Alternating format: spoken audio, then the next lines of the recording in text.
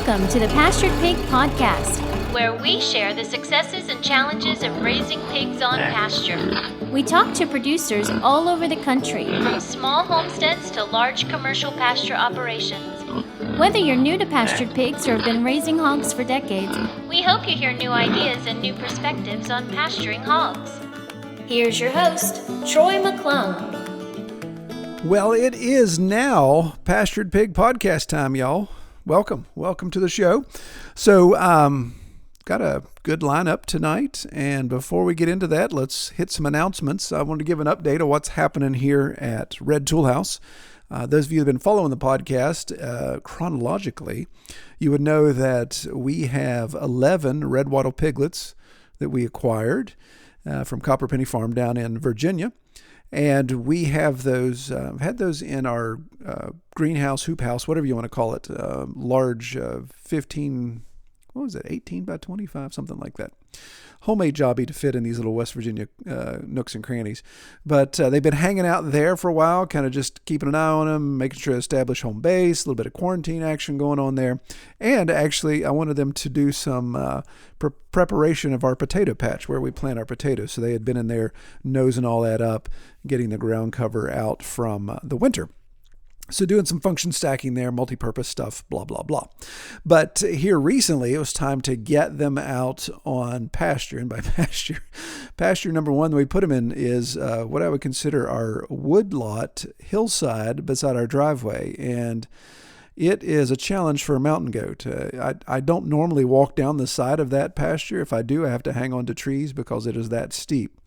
But that area has laid fallow for about 3 years now. Got a lot of good ground cover on it. There's a little bit of mass-producing trees in there. Most of it's poplar and wild cherry. And what else do we have in there? I'm looking right at it. There's some dogwood. There's a couple pine. So not a lot of protein-producing trees. But I really don't mess with taking those trees down and opening up that area because that's kind of what's holding up my driveway.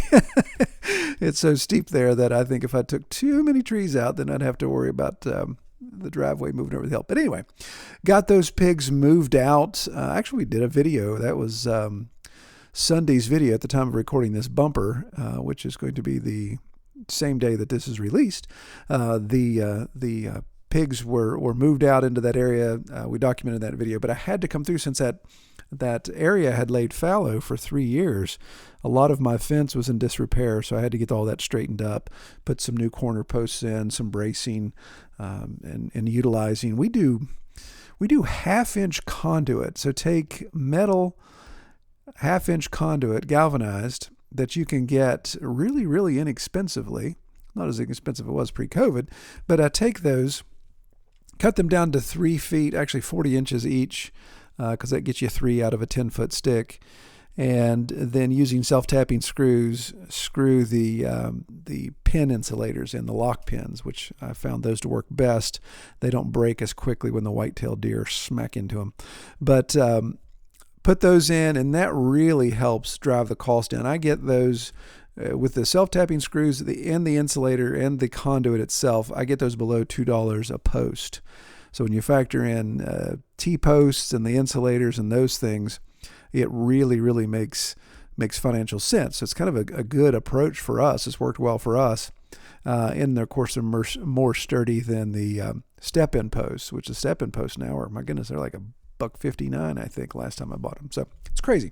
So anyway, yeah, if you're curious about that process, then you can check out the video there. It details that more. All right. Well, I wanted to also talk about our Facebook group, the Pastured Pig Facebook group. It's been growing a lot here lately. Been a lot of requests to join. I'm probably getting 10 to 12 a day, it seems, as we add to the roster. But I'm going to tell you, I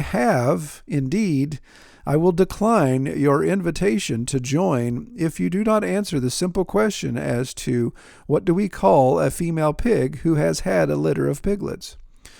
And I know for some people that are maybe first timers, that question, it's not a hard question, but that question may not be obvious to you. So if you get declined and you seriously want to join, then the answer is Sal. But the reason why I don't leave the door wide open is there are tons and tons of well, I wouldn't say tons, but there's a lot of requests to join that are just either bots or they're people using these fake accounts to do all kinds of crazy stuff. And a couple got through, and some of you guys, I appreciate you pointed it out and said, hey man, check it out. Somebody's posting a job offers for work at home, foolishness or whatever. So I was able to eliminate those people and get them out of there. But what's interesting is they actually have the incorrect answer. So I can see this when they say guilt. It's like that's been spread around to these little bot thingies. That's like, oh, the answer to that is guilt, which is actually incorrect. So that helps me to weed those out easily. So if you're legitimate and wanted to join and you incorrectly answered and said guilt, I'm sorry you got canned because I thought you were a bot. But go back, try again, and use the correct answer. We're just hoping bots don't listen to this podcast. But one other little housekeeping thing with the Facebook group, and this is not this rule is not because of we want to be tight on this stuff. It's just Facebook and their policies that can get our group shut down. Please do not post animals for sale. Even if you do the clever up for discussion or needs a new home type of thing, that will get us shut down. And the group is really starting to get some good conversation going on that. I hate to lose that momentum and have to start all over. So please be aware of that. I am deleting the posts that where people are posting sales of pigs, and I do at least send you a comment to let you know, hey, I didn't delete it just because I hate you or don't like you or whatever the case may be. It's just because that's not what Facebook's going to allow. And if you check our rules on the group, that's one of the rules we have there as well.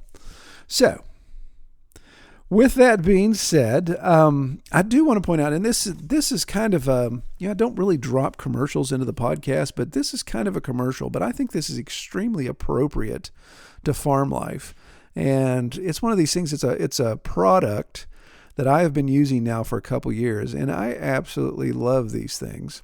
And in full disclosure, I am working with the manufacturer of these products to help with his marketing of his company. But it's kind of a marriage of providence, because he just called me out of the blue and wanted me to try out this product.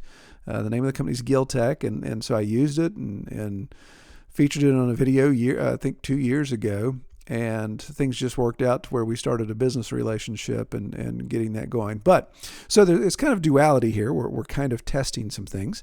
But I wanted to point out that this company by the name of Giltech, it's a manufacturer in Colorado, American-made product, and he makes these incredible everyday carry, or EDC, knives. And to call it a knife is kind of a misnomer. It's just like it's a ready excuse me, it's a like a ready utility knife. It's something that you can readily access. It uses replacement razor blades, any of the razor blades you'd have in like the carpet knives or the utility knives you'd see at your local box store. It uses those type of razor blades, but it's something he machines on his CNC machine. And these things are incredible. You don't even know that they're in your pocket, but you always have access to a very sharp knife whenever you need it. So it's kind of like a box cutter on steroids.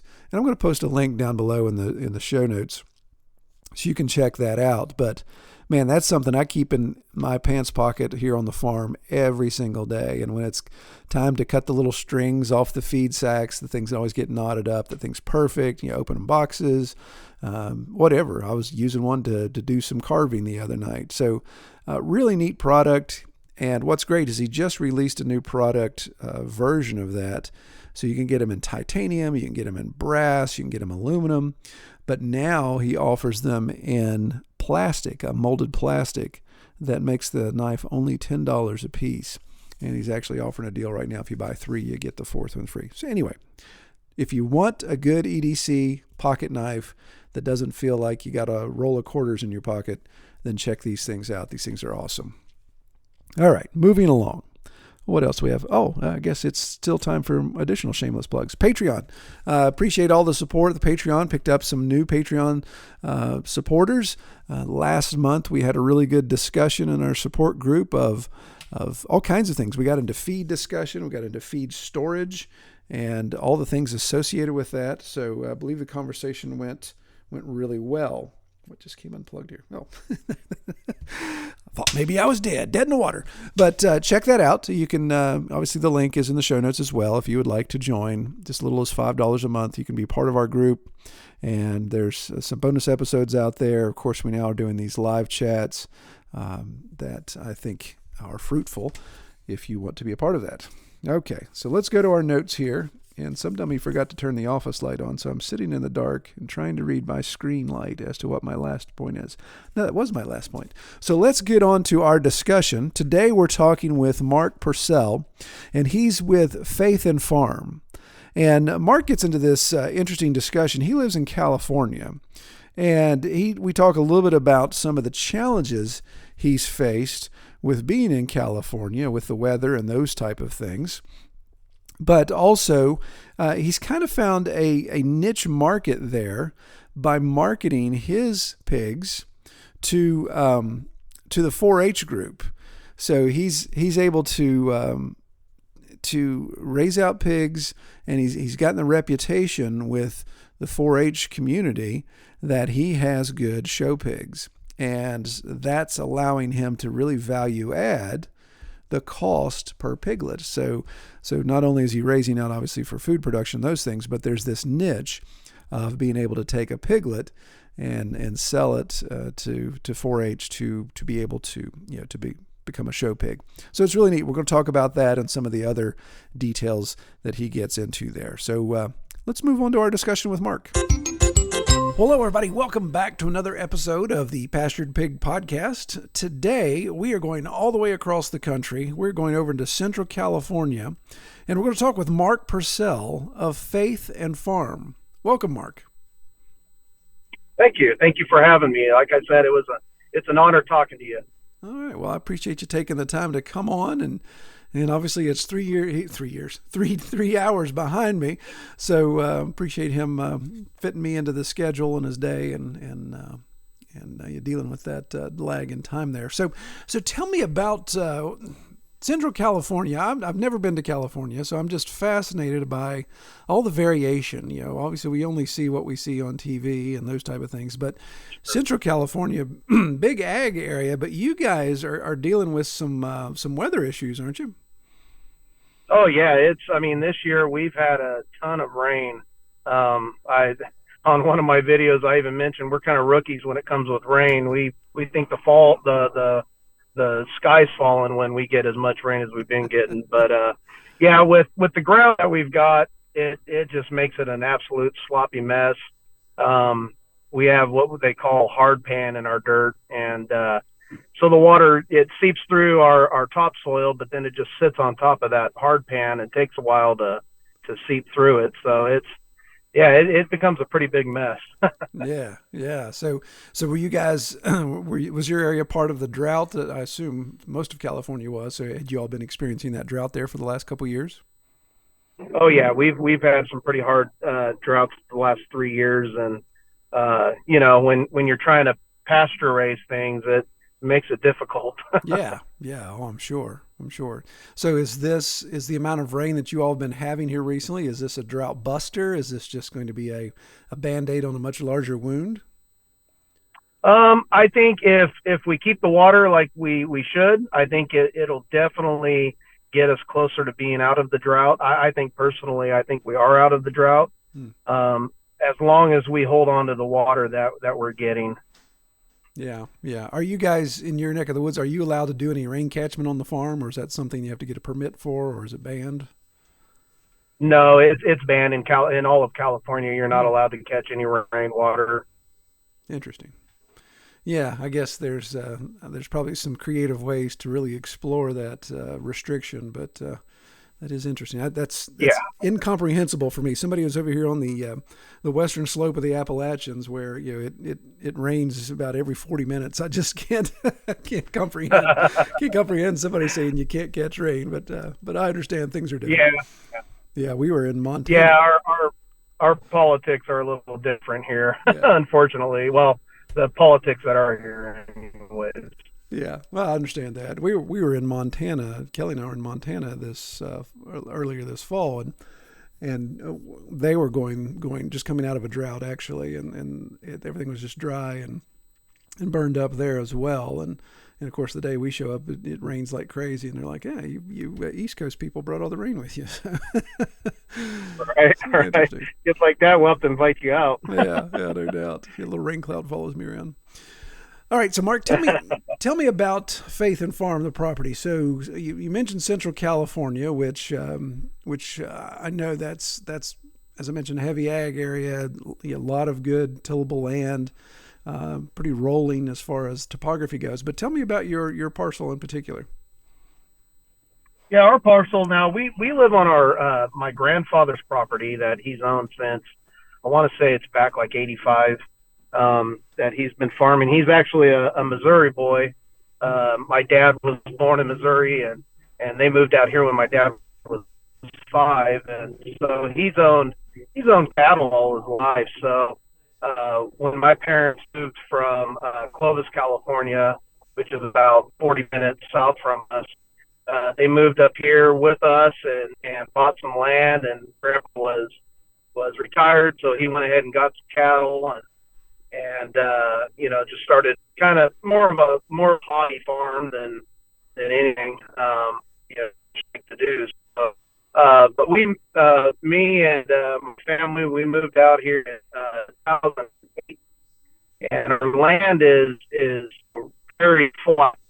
We're smack dab. I mean, if you got on the actual map of the United States of California, we're smack dab right in the middle of the place. So it's real flat, some trees, shade, just flat land. Yeah, definitely. You're breaking up a little bit on me there, but I think we got the gist of it there. So, so your grandfather's farm. Did you say how many acres it was? What amount of land you're dealing with there?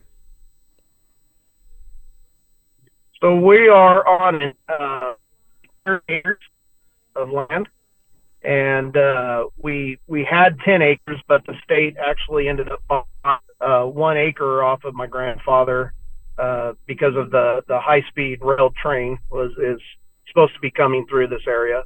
Oh. So they purchased an acre off of them. So that leaves us with 8 1/3, and to get back to my grandfather living out here, he's 94 years old, and my grandmother just passed away last April. And so, without us living out here on his property, he wouldn't be able to stay out here and to do the things that he enjoys to do. So we're staying out here just to, help him out. And then, hopefully here real soon, we'll be in a position to be able to buy our own land. We're looking at hopefully buying, 5 to 10 acres just to keep our own farming situation going and that sort of thing. Yeah. Well, that's great that you're able to be there and help him out, and that way he can kind of live out his days doing what he loves. That's good. I respect that completely, because that's how I'd like to be in a situation. Don't have to give everything up just because you've gotten to the age where you can't manage it. All right.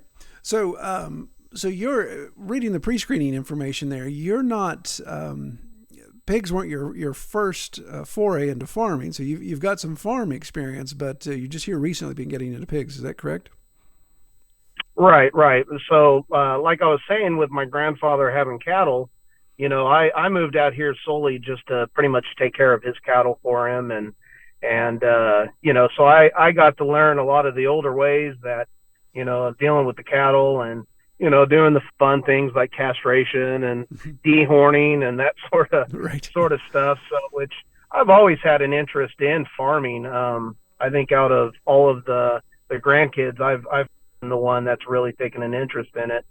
So that really gave me and my grandpa a really good, relationship, and, being able to learn some things through him. And so, my wife and I, without looking back on Facebook, we decided to buy some chickens probably about 5 years ago.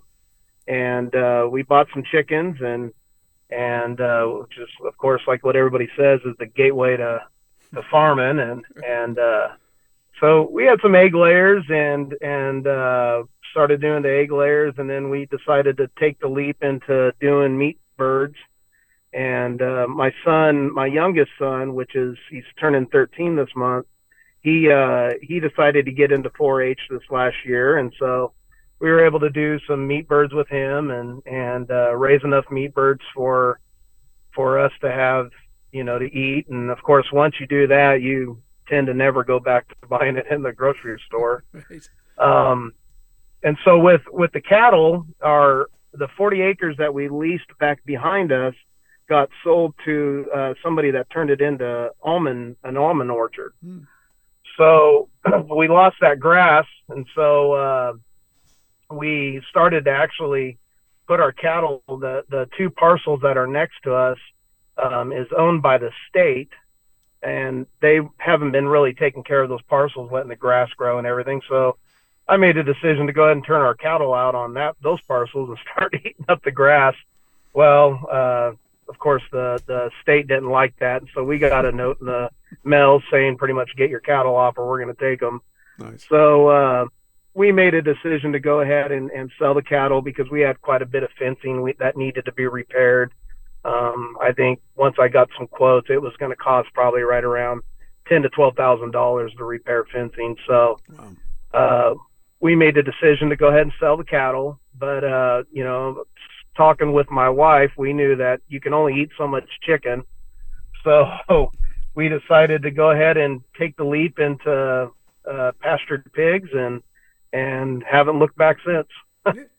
Yeah. No, that's interesting. And I don't like that the fence was going to cost you 10 or 12 grand, but I like the evolution of that. So you're looking at, when you're looking at these conventional type farming practices where you have to have all this fence and a lot of outlay of cash there to manage that process. But look, you say, well, some people may think, well, you're trading one animal for another. Isn't that going to be just as expensive? But as we all know, with pastured pigs, that you don't have to have nearly as much infrastructure, and the fencing expenses are much, much less than it would be for traditional cattle. So where did you start? So you decided, okay, we want to have pigs. Did you go out and buy 40 pigs? Did you go out and buy one? Where did you start into that? Well, one thing my family has always said about me, I'm kind of a ready, fire, aim type person. I did do a little bit of research online, watching some of your videos and others, like Sheraton Park Farms and stuff. And we went ahead and we bought us a couple of Hampshires. One was a boar and one was a barrow. And then I seen the IPPs and the Idaho pasture pigs, and I kind of liked the idea of those. So I found somebody about 45 minutes away that were selling some IPP Cooney cross, and so we went ahead and bought a gilt from her.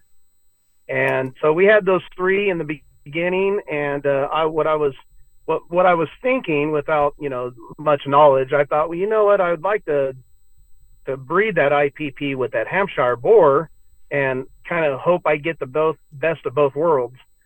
And but unfortunately our gilt, I don't know what happened. I went out there one day and both of her back legs wouldn't work. She wouldn't get up, and so we called around trying to get help from other people that knew the animals, our 4-H leaders and stuff, and tried to nurse her back for about a week, and she would just never would get up. So we went ahead and harvested her. That she was actually our very first pig that we harvested, which she was delicious. but yeah, so that was kind of our start there into it, and ever since then we've actually have grown our herd quite a bit.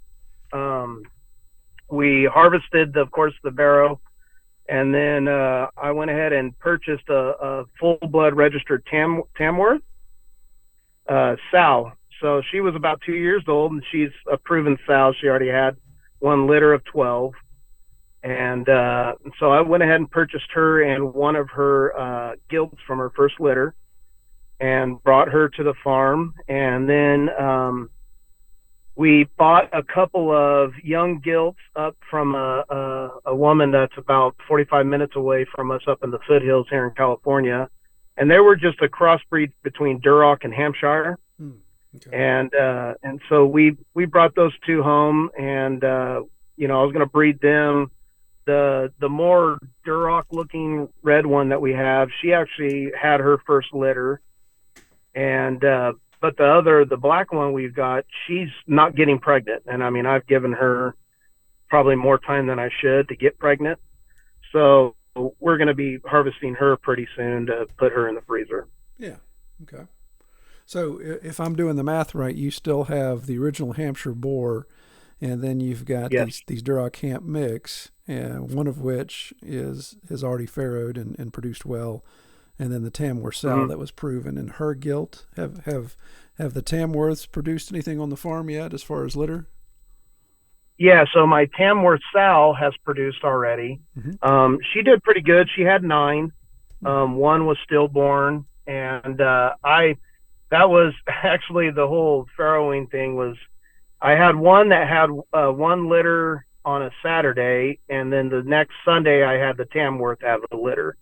So it kind of baptismal by fire farrowing, and unfortunately, just with the ignorance of not doing it before, the Duroc Hampshire mix farrowed out in the field and I still had my boar in with her. So when I went out there in the morning and found her piglets, she only had 1 piglet alive, and I could only find 2 piglets for sure that were dead. But just kind of looking around, I have a feeling that maybe the boar might have ate them or killed them and ate them, or I don't know. I don't know what happened. So, it was a bummer. It was frustrating, but I learned real quick, like within that week period of, if you think that your pig's getting ready to have piglets, you need to get them separated and into their own area.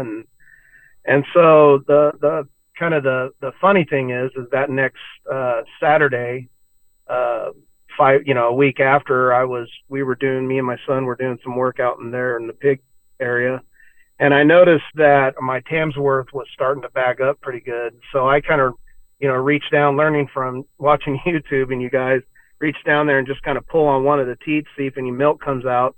And sure enough, she squirted some milk. So I thought, we better get her in her area. So we ran her in with that had like a little house for her to get into to farrow, and threw some hay in there and some straw and tried to kind of make it as comfortable as possible for her. But even with that, the house that was provided for her, it didn't have any bumpers, didn't have anything that, to protect the piglets. And so we ended up losing, one was stillborn, but we ended up losing another 4 from either being squashed or stepped on. So, it was a hard lesson, but we learned, and now our Duroc Hampshire mix is already pregnant. She's going to be due in the 1st of March. So we are in kind of turbo mode, being that I work Monday through Friday, trying to get things prepared and ready. That way we have the correct setup for her to have a better chance of farrowing more than what she did last time. Yeah. Yeah. Now I gotta say, I like, so the Duroc Hampshire mix was bred with your Hampshire boar, right? Yes, sir. Yeah. So that was what I started with. I started with Hampshire, 2 Hampshire gilts, and bred one of them to Duroc doing AI. And I really like that line. I think I took that line 2 or 3 steps and really like that line. Now they're a little bit harder on our sloped pasture, but finish, goodness, I'd finish some large hogs in 6 to 7 months. Yeah. And the funny thing is, I'm sorry, I didn't mean to interrupt. Yeah, no good. Oh, so the funny thing is the one piglet that was still alive from her giving birth, we brought her in and went ahead and just bottle fed her, and was kind of baptismal by fire with that too. And it took only about 2 weeks of that piglet being inside the house that my wife said no more outside. So Right. we bottle fed her, but she really came out to be a really good looking gilt, to the point to where I took some good pictures of her being around 7 weeks old, and took them to one of our 4-H meetings, and showed our 4-H leader that does the show pigs. And and I just told her, I said, my son's not really interested in showing pigs, but if there's any of the kids that would like to show her as a breeder, we would be really happy to let them do that. And she jumped all over it. She thought that pig was an amazing looking pig. And so it's the funny thing is we're going to have her shown in some of the fairs here in the Central Valley. So we're excited about that. Oh, that's great. Yeah. Very cool. Very cool. So so going back to your Tamworth sow real quick. So the litter of 9 that she had, she was bred from the Hampshire boar as well, right? She didn't come pregnant from when you bought her.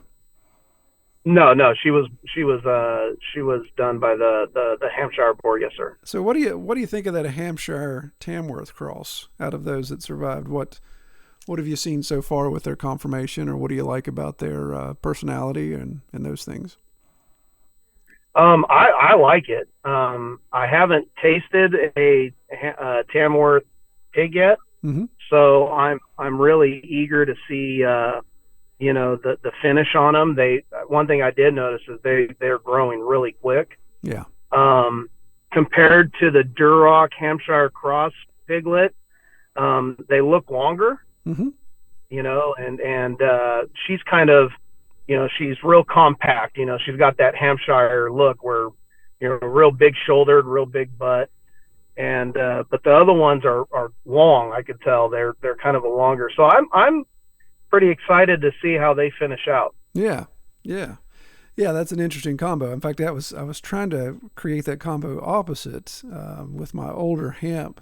She wouldn't settle. Meredith, she's just too old. She won't settle. But I was trying to breed one of my boars, are large black Tamworth cross, and I was kind of curious to see what that would yield. But I'm not going to find that out until I get another Hampshire stock in. But all right, so you're a couple litters into this, and what do you think? Kind of what's the next step, or what's the 2-year, 3-year, 5-year plan when it comes to pigs on your farm?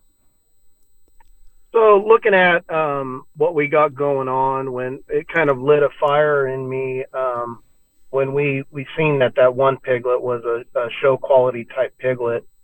So we actually went out and kind of spent some money on getting us a show quality sow that's 2 years old, and she's a blue butt. And we brought her to the farm, and I believe she's bred. I'm going to know this weekend. She's supposed to be back in heat this weekend, so I'll know more this weekend. But so we're looking at adventuring into the show quality area, mainly just not to make a bunch of money on it. I mean, of course, making money is what your goal is, to be able to do it, but mainly kind of helping out the 4-H kids around here. Being where we live, it's kind of a low income area. So being able to have some decent show quality piglets that we can sell at a reasonable price, to get some of these kids that really don't have a ton of money into being able to show pigs and getting an interest in pigs. That's kind of a big thing with us with the whole 4-H thing. But we're wanting to also adventure into, we're here in California, the whole getting to a point to where you're able to sell the meat has been a nightmare. I mean, it's been a headache to find USDA, place that will cut and wrap. I have found a USDA place that I could take my pigs to, that they'll go ahead and harvest them and gut them and all that. But they don't cut and wrap there. Oh, okay. So yeah, it's interesting, but just trying to find a USDA butcher that will do all the cut and wrapping, we haven't been able to find one here. So if anybody out there listening that's from California that knows somewhere, let me know. But yeah, so we'd like to venture into the whole farmers market. Talking with my wife actually this morning about it. we've decided that if we can't find any USDA place that will do the cut and wrap, then we'll go ahead and do the chickens and do the eggs at the farmers markets. Which here in California, if we do less than 1,000 chickens, then we can sell them to the public. Our chicken's safe for some reason. So yeah, it's funny. So we're going to do that with the farmers market. And then we'll also, I was listening to some of your podcasts in the past, about selling whole hogs and half hogs. Mm-hmm. And so we're going to make that available, I think, with our farmers market deal, just to kind of get some people, like you said, in the past, just get people's emails and, send out emails that, hey, we're going to be having a litter of piglets in this around this time. Sign up if you want to, do it or whatever. But yeah, that's kind of our goal right now. Good deal. Yeah, no, I like that. I think that's a logical next step, and it's not you're not taking a huge step there. You're kind of easing into it. But I love the angle with the 4-H show pigs. I think it's neat to have that in your area and be able to recognize that this is an opportunity to at least cover your cost and to maybe reinvest back in the efforts, but helping kids show the pigs and then being able to just enjoy that. That would be neat to see. See some of your litter go to kids that are going to just dote on that animal for X amount of months and then be able to show it off. That would be cool. Yeah, for sure. I mean, and that's been me and my wife's deal with the whole farming is, we want to be able to teach people to show them that, you don't need a big plot of area to be able to, create your own food, kind of taking the homesteading frame of mind with all of this. And we've got people in our church that the way eggs are right now, we practically get tackled every time we come into church with eggs, because we take, in the summer times, we usually have about 9 dozen we sell at church. And, of course now in the winter, it's back down to about 4 or 5, but, we just try to provide the people that, that can't really go out or they can, but they don't know that they can go out and get, create their own better food than what they buy in the grocery store. Right. Yeah. No, that's great. Yeah. And I hate to think what a dozen high-end eggs are selling for in California right now. Yeah. Well, I don't know about the high end, but I know that, somebody was just telling me today that they bought eggs in just a regular, grocery store, regular eggs for $6.99 a dozen. Yeah, that's crazy stuff. Yep, is what it is, right? Just something else. Something else to remind you that our food chain is very, very weak, and we should be more personally responsible for it. All right, well, so let's. I'll talk a little bit about your setup. Have you been able to put together a rotational process yet, or because of your topography and weather that you've been having, or normally would have, how do you do a different system than rotating? You kind of mentioned that grass was a little lean up and before this rain hit. Yeah, so right now we're actually just starting to do the rotational, being that we've got so many pigs now out there. We moved them. We're just kind of doing, I don't know, just kind of a grid pad, way.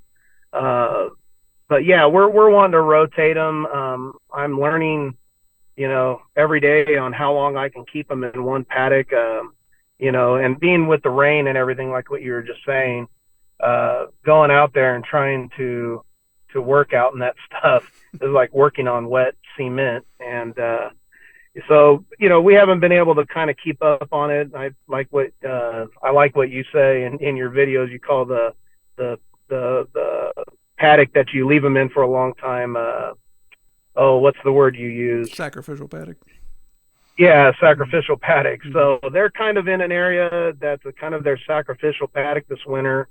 But yeah, with the grass that's growing now, the way that it's starting to take off, I told my wife yesterday actually that I need to get these pigs start moving. So, but one thing I did notice, I did move them in one other paddock about a month and a half ago, and it's amazing how much weight they put on just on the grass. Yeah. Yeah, especially if they haven't had it. And that's the thing. It's amazing. In fact, I had a video clip the other day. I didn't do anything with it, but I moved one of our pregnant sows into our greenhouse, our hoop house.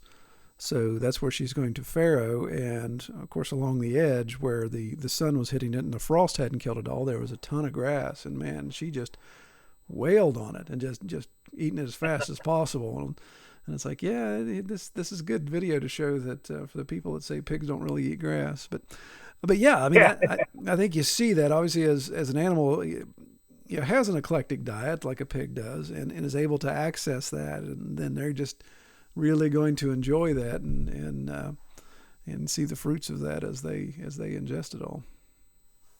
Yeah, for sure. I mean, it's funny because, like what you said, my grandfather, he's the old school way, and so when I told him that I was going to get some pigs and put them out on pasture, he goes, "Pastured pigs?" And I go, "Yeah." And he goes, "I've never heard of pastured pigs before." Yeah. So he's kind of learning with me, watching his grass start disappearing where it was at. Right. Yeah, that's the thing. Like you said, getting this rotational going. If you guys can keep some of that water around. Of course, it doesn't sound like you really have much of a dormancy season, but this spring, as it starts to get warmer, you'll have more grass and you know what to do with by the time the pigs have fertilized and moved everything around and disturbed the topsoil enough to get the seed bank going. Oh, yeah, absolutely. Yeah, cool. Well, all right, so let me ask you this, Mark. So let's talk briefly about, you said your area was a bit of an agriculture area, but also was kind of a lower income area. What's your access? Are there many people doing pigs around you? So when it comes time for feed and resources like that, are you having to travel a lot, or do you happen to have a local feed mill that's taking care of what you need? Well, the closest feed mill that we actually just found about 2 weeks ago is about a 45-minute drive, about 50-minute drive from our house. So it's not too bad. Yeah. But yeah, as of a lot of people doing pigs, there's not a lot of pig farmers around here. We have, ours is more agricultural in the aspect of like almonds, pistachios, grapes, that sort of stuff. But yeah, I mean, they have a few people here and there that do pigs, and that's about it. So, I've learned with these first few litters of selling piglets, we're going to have to kind of find our notch, or our niche where, we need to figure out who we can target that will buy these pigs. So that's kind of what we're working on right now. Yeah. I don't know anything about almonds. I'm sure they probably don't let many hit the ground, but man, can you imagine having the green light to run those pigs through that almond orchard when there's some protein on the ground like that, kind of vacuum it up for them, and that'd be some tasty pork. Oh, absolutely. Yeah. Well, like around here, you can go and you can buy the almond, which I haven't done this yet, but I was kind of looking into it. But you can go and buy almond holes after they harvest the almond, and I know my grandpa used to feed those to his cattle. Oh, no kidding. Yeah. So I don't know what the nutritional aspect of it is. I want to do more research on that, but I know like a lot of these almond places that have the almonds, they sell those almond holes. They practically just want to get rid of them. Yeah. Yeah, that'd be interesting to do the research on that. I would wonder if they have much, if any, protein in them at all. But again, like I say, I don't know anything about almonds, so that would be something worth researching. Makes my gums hurt to think about it, but we know pigs that doesn't they don't bat an eye with that. Yeah. Yeah, for sure. Yeah, it's funny you say that. We have I do construction and we build homes and stuff like that, and so we've got a gardening service that does all of our landscaping, and so I got a hold of him, and he's got his own tree trimming service and stuff, and so they bring their wood chips out whenever I call them and dump them for me out here. And so the last haul that we got had a bunch of walnuts in them. And so I went out there and dumped a bunch of them, trying to kind of flatten out some of the areas where the pigs rooted up. And boy, they loved that. They're sitting out there crunching on them for days. Right. Yeah. Yeah. My pigs love walnuts. Even when they've dried out and cured, they're hard as rocks, and they wail on those and the hickory nuts. It's hilarious to listen to them chomp through all that. Yeah. Well, let me ask you this. So, as we've talked a little bit about some of your future plans and breaking into farmers markets and doing some holes and halves and just kind of spreading that out. Does that, and then also the plan for looking at additional land at some point, do you guys see you being in that same area? And is that goal going to carry over? Is it the plan to carry that over to your new land that you may be looking for? Yeah, that's kind of the frustration of being where we're at right now. I mean, of course, we're thankful what the Lord's given us with being able to be out here with my grandfather and really kind of having the freedom to be able to kind of use this as a trial run of, what we want to take onto our own land and do with. But yeah, I mean, everything, and that's like I was going to say, kind of the frustration with being here is that everything we build, we have to build it to take with us, right. To be movable. And so that's where we're at with everything that we have out here right now. We can, whenever things happen or whatever, and we need to move to our own new property, we'll be able to take pretty much everything with us and, move it out there. So those goals will go along right with us. One thing that we would really like to jump into also would be, having classes out here about, doing their own chickens, people processing their own chickens. And the five pigs that we've done this year, we've processed all on our farm ourselves. Yeah. And so that's been fun. I've actually really enjoyed the breaking down of the pigs and doing that part.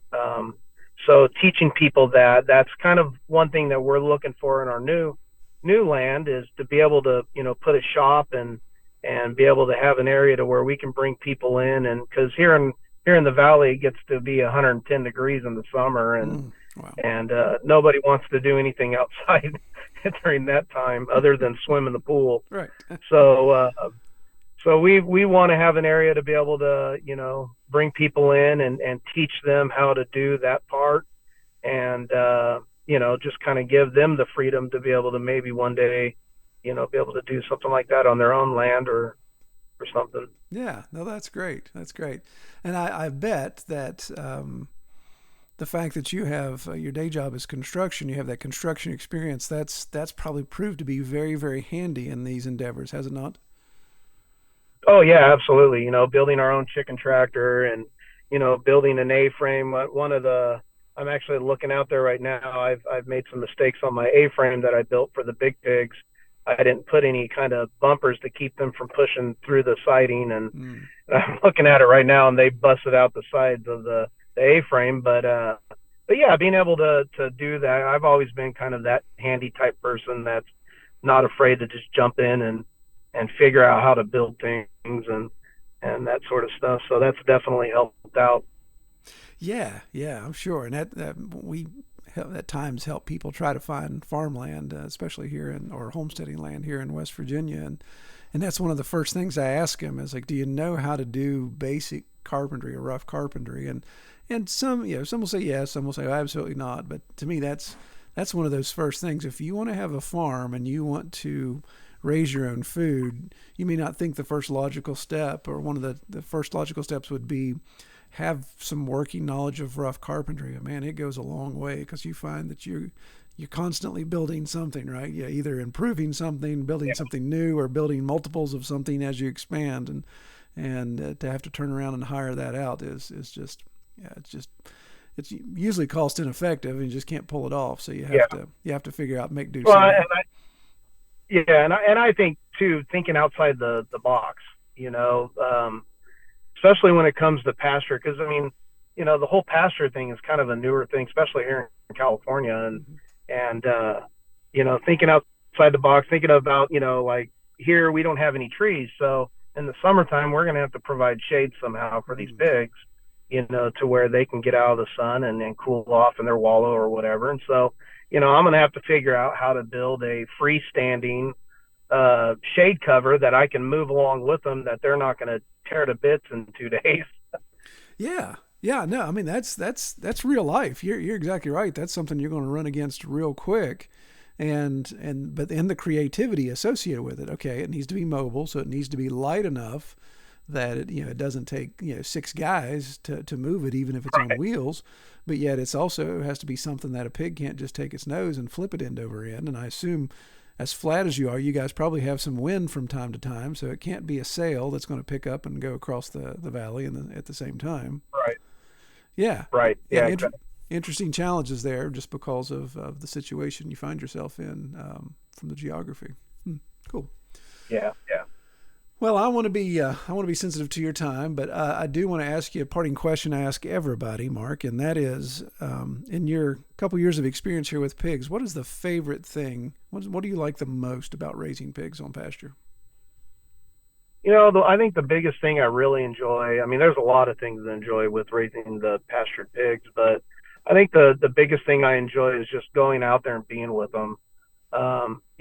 I work in an office all day long and drawing house plans and that sort of stuff on a computer. So when I come home, it makes me feel good just to be outside. So just being out there and kind of walking amongst them and, just laughing at the ways that they act and the different temperaments of each other. And, like my wife said, they're just like dogs. I mean, they all have their own attitude, but yeah, I think that's the biggest thing, that and having the security of that we're going to have our meat whenever we need it. Yeah. No, I like that. Definitely. You look out on that pasture and you see the investment in dollars, but you also see the dividends in food security when that need arises. It's good. Sure. Well, Mark, if people want to find out more about you, I know you've got a YouTube channel, so give me a shout out for your YouTube channel and other social media you have where people can find out more about you and kind of see what you guys have going on there. Yeah, on YouTube they can find us at Faith and Farm. So it's not the word and, it's the actual symbol and. Mm-hmm. You can find us on that. You can find us on Facebook and Instagram and also TikTok. My wife does a lot of videos on TikTok and usually of the cute dogs, but there's also pigs and chickens involved in it too. Yeah. I was going through your social media. It looked like there was some show birds going on there too. So maybe some bantams that you guys were showing, your kids were showing. Yeah, my son in 4-H, we do a lot of the show birds. He does a lot of the call ducks but yeah, we're kind of in the middle of all of our shows here on the West Coast. So we've already done 2 shows and we've got 2 more to go. So here in the next month and a half. Yeah. All right. Well, man, I really appreciate you coming on the podcast. It was a pleasure talking with you.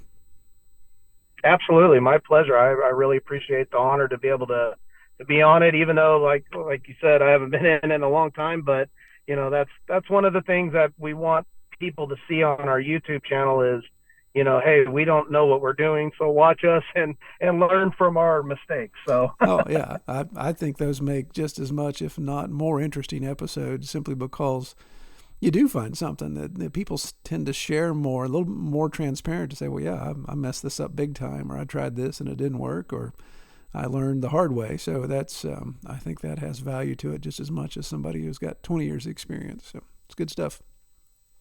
Absolutely.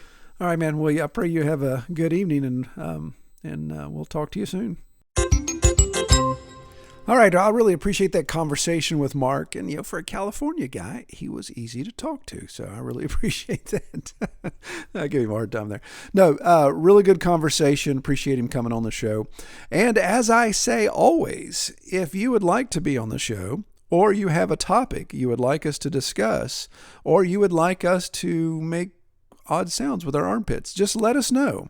Reach out to me at thepasturedpig.com. You can use our podcast form there, or you can just simply email me, Troy@redtoolhouse.com. and we can get that discussion going. Well, I appreciate everyone listening, and we just celebrated our 100th episode with our last one with Carl, so this is our 101st. 101st. Let's try that again. 101st. So I'm curious to see, and 99 more will be at 200, and see if we can have a big celebration at that point. Lord willing and the creek don't rise. We'll see if we can make it that far. Well, I pray everyone has a great week. And again, thank you so much for listening. Take care.